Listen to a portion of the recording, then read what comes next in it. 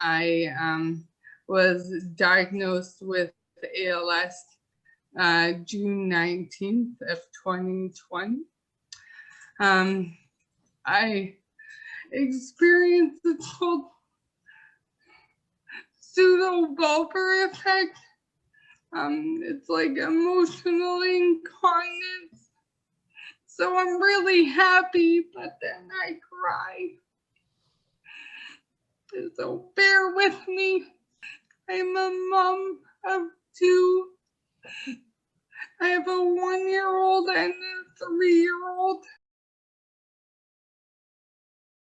In January, I really started to notice the mobility in my hands where I called it T-Rex hands. It's just like the muscles would cramp, and I feel that like just when they do it, they're all kind of contorted up.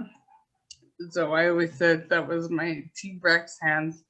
Um, my speech has been affected. I used to be a very fast talker. Now I feel like I'm slow.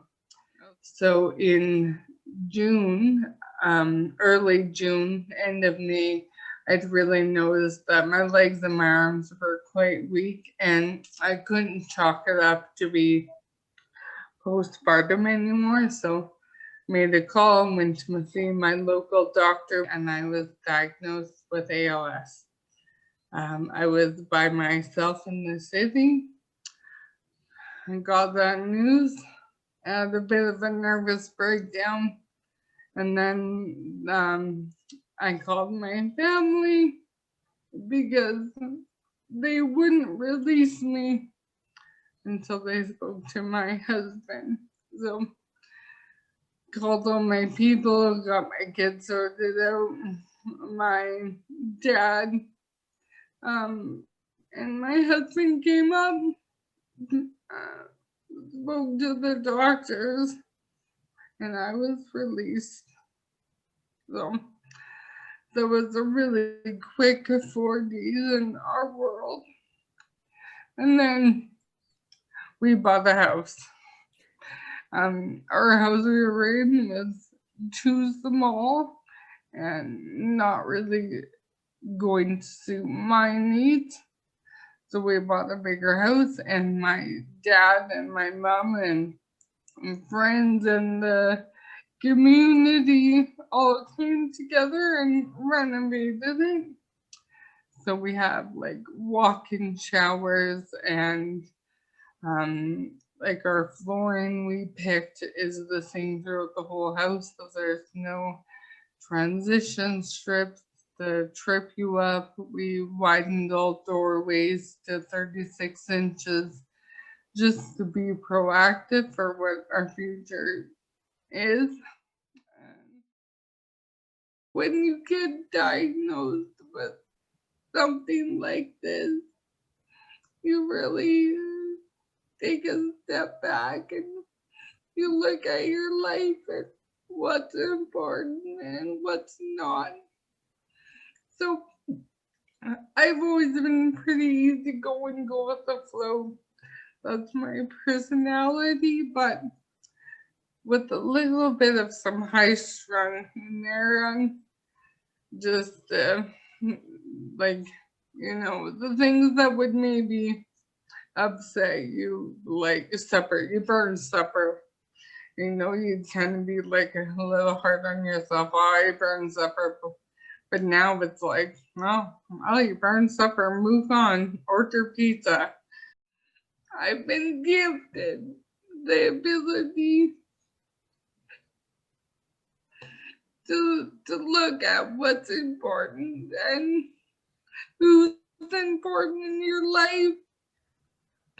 And your address book changes. The people that you thought would be there for you maybe aren't. And the people that you never expected, they come into your life. So it's a gift as much as it is a curse. What was important to you before you got diagnosed? is probably not important to you after you've been diagnosed. And the things that are important aren't money or status or how many Facebook likes you got. What's important are the people who are there. At first you're numb. Like I like to live in my own happy bubble. So I don't dwell on the future. I'm realistic. I know what the future could I know what the future will be, I guess, per se. But I don't dwell on it.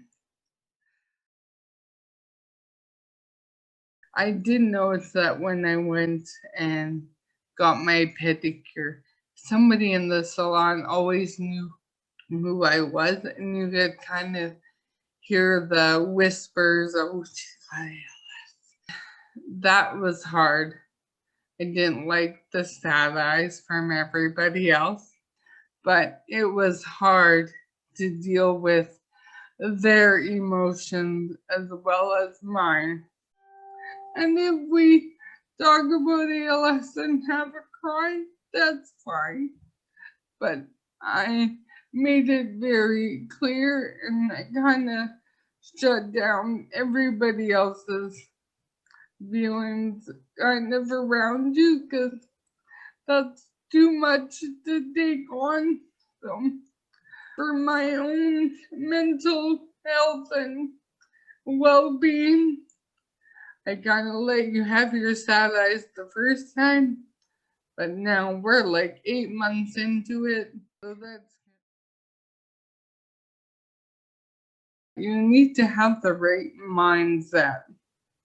If you have that negative mindset, I feel like your ALS symptoms are going to progress faster. You need to have that healthy mind and a healthy mental awareness, I feel, for any diagnosis.